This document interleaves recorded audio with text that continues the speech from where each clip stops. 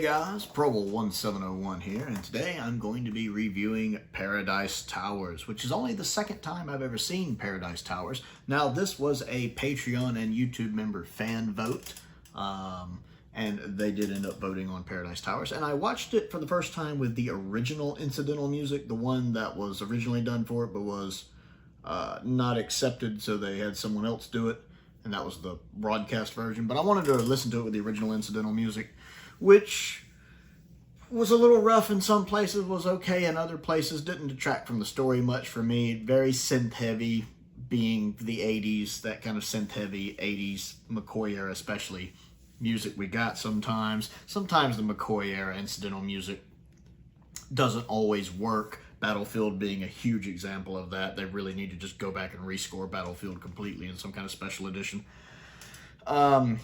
There's a couple scenes where like the stuff that was happening on top of the music was bad, but then there was like this little undercurrent to the music, this little undertone. I don't know if you'd call it the bass or not. That would be really good, that I liked, but the stuff going on top of it wasn't working for me. But other times I didn't even notice the music. I think after the by the time I got to the third episode, I was just kind of used to it. Although there was a couple spots in the fourth episode I was kind of like with the music. But the actual story is good. The execution on screen is good. I love the Kangs and the actors playing the Kangs. Again, they're like, you know, young kids playing games. That's what they are, like teenagers playing games. I love that they have their own speak. They have their own manner of speaking. Like, he wants to say howdy do or whatever. Or they, you know, dying, they call unalive. They became unalive. They have a unique manner of speak. Much like the aliens on the alien planet in... excuse me, the Carnival of Monsters. I tend to like that. It just makes it feel like a different world to me, and that these are alien characters, even though they look human. I love those little touches when they have a slightly different manner of speak. That goes a long way with me. I like the actors playing the Kangs. I mean, some of them don't really talk much, but the main ones that speak. I love their names, how they have names like Fire Escape and No Exits. I tend to like those names. Again, that just kind of builds to me that these are children, not adults, and they see the world differently because they're not grown. And again, it helps me as they're not just humans. They're not Earth humans. They're aliens. I like that. I really like the guy who plays not the lead caretaker, but his second in command, his deputy. That guy's really good. He has some funny moments, which I enjoy. And I do like the guy playing the head caretaker, especially when he's just the head caretaker in those first 3 episodes. He's really good. He's really good at kind of being menacing, but also there's a bit of humor to him. I don't know if Richard was a comedian in real life or not. I'm not really familiar with Richard. Being in the U.S., I'm not very familiar with Richard. I don't know if he did comedy well or not. But he has these funny moments. Because I love that episode 1 cliffhanger when he's talking about the doctor actually being the great architect. He's here. He will make the lifts run again, and the scrawl go off the walls again, and the windows will be clean. All hail the great architect. Well, what should we do with him? Kill him.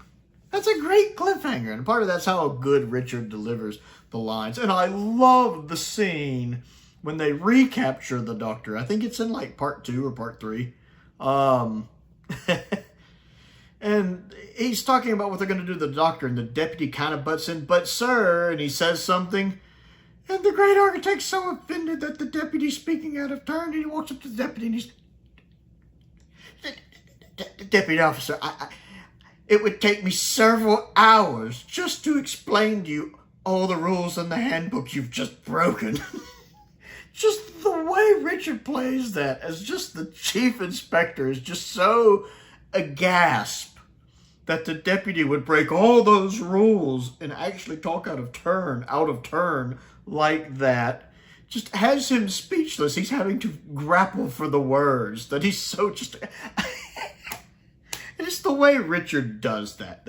I think that's his name, Richard. That does that. I just loved it. Like, I was actually laughing when I saw it. You have broken. Do you know how many rules you've broken? So many. It would take me hours just to expound on them. I loved that scene. I absolutely loved that scene. I loved the doctor using the rule book against him to escape. And the fact they believed it without question.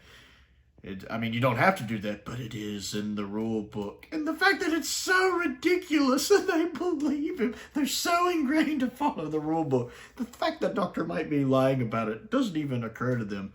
They're like, how long do we do this? For about a minute and a half. Why is that? That's long enough for me to find the right card to swipe the door and escape. What? I love the little top of the hat as he goes out. Pex is a little bit of an irksome character. He's kind of meant to be, though. Pex is very much that kid that grew up watching Arnold Schwarzenegger movies and thinks that's how you're supposed to act. He's, trying to act tough when he's not. He's, it's like when you see that 10-year-old kid who tries to be the Last Action Hero or something, and he's trying his best for what he thinks in his mind it's supposed to be. The actor playing Pex is selling that. It's very grating at times, but it's supposed to be. That's kind of the point. At least that's how I interpret it.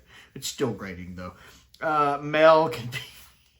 Bonnie Langford is treated so much better in the modern series than she is in the classic series. Her voice is so high-pitched sometimes. It's just... The fact she doesn't catch on to the cannibal ladies is hilarious to me.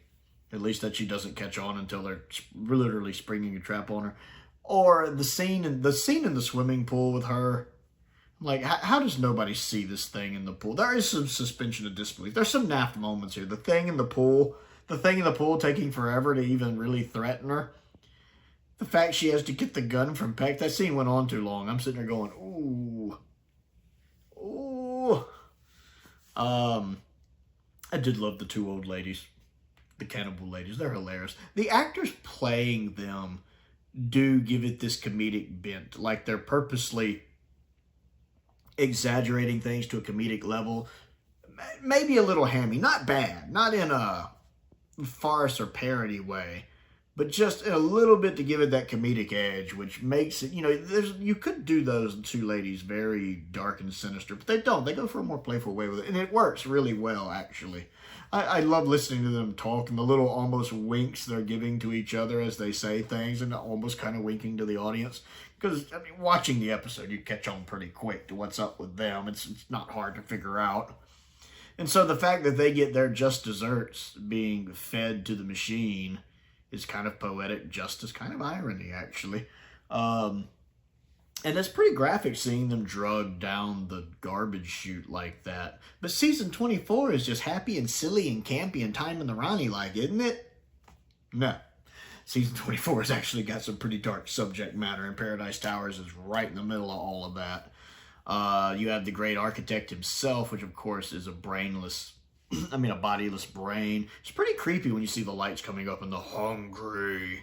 It's pretty creepy for, classic Who. Well, that era of classic Who. For season 24 especially. And seeing the cleaners drive by with the legs sticking out. Now, the cleaner machines I can't take very seriously. Don't get me wrong. In real life, those things could kill you. I mean, it's a big metal machine. How are you going to stop it? But I still can't quite take them seriously when I see them, especially with the little arm and the hook. And I can't quite take it seriously. They remind me a lot of the War Machines, actually, from the War Machines. Although being in black and white helps me take those a little more seriously. I really can't, to be honest, but I try. Here, it just... I have a hard time taking them seriously. I find them very amusing. Yeah, Mel's definitely not one of my favorite parts of this episode. But I enjoy it. It's a good story. It's got its naff moments. The Doctor is fantastic. Sylvester McCoy is great in this. It's interesting considering this is his second story. And he is so much more of the Doctor in tone than, say, Time in the Ronnie. Because a lot of people think of McCoy's era, or a lot of people also think of season 24 as the way he is in Time in the Ronnie. The campish, clownish, buffoonish, silly, slapstick, whatever. Some of the stuff that is kind of going on in Time in the Ronnie where it's a little silly and over the top. And some people think that's his whole era. Some people are like, no, that's just season 24. And they're both wrong. Really, the only story where he acts like he does in Time in the Ronnie, for the most part, is Time in the Ronnie. You get the occasional moments in, like, Delta, maybe, or in, even in Greatest Show in the Galaxy. And then him slipping on the ice in Dragonfire. But for the most part, the way people think of him in Time in the Ronnie, he only acts like that in Time in the Ronnie. Here, in his very next story, his second story, He's way different, way serious. There's not a lot of comedic to him other than kind of tipping his hat and making the occasional comment. He's taking the situation very seriously. He realizes how dangerous it is. And McCoy's putting in a great performance. I mean, he doesn't cry once, which is a thing I tend to like, but the Doctor doesn't do. Doesn't cry a single time in this episode. I like that. But he's taking it seriously. I love how he manages to make friends with the Kangs. He has a nice way about him.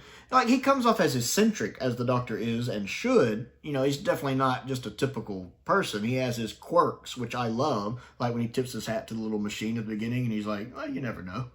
I find that endearing and amusing. He gets really good dialogue in this.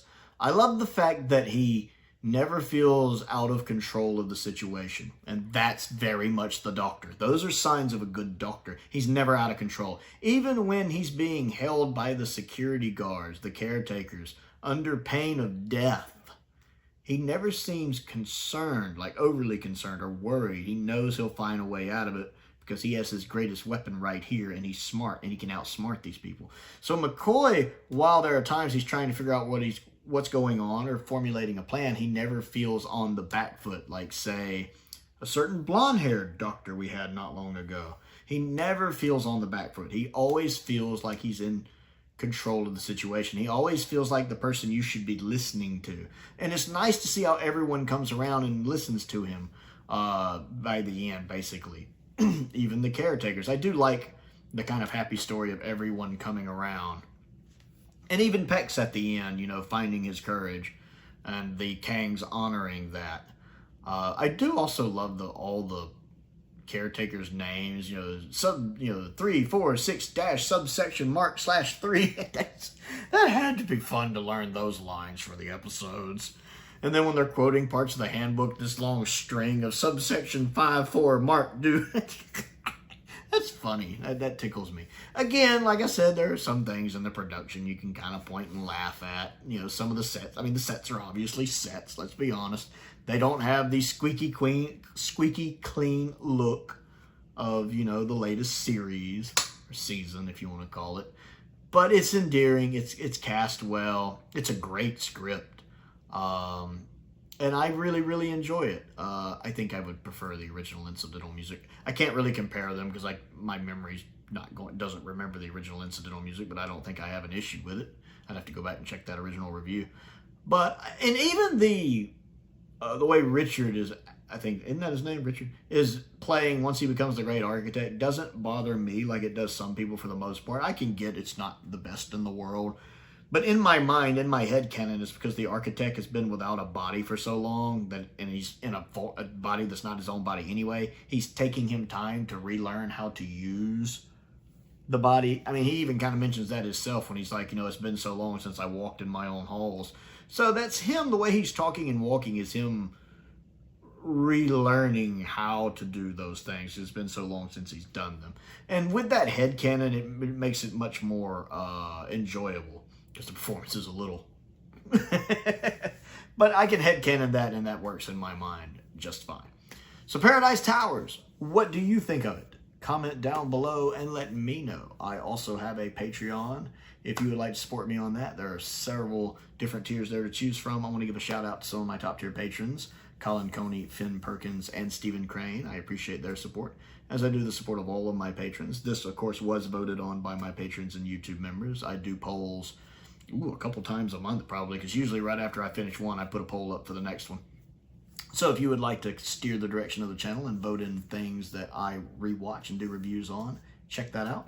I also have a P.O. box if there's anything you'd like to send me to look at and review. A link to my Amazon wish list is also down there. And a link to my Amazon UK wish list is also down there as well.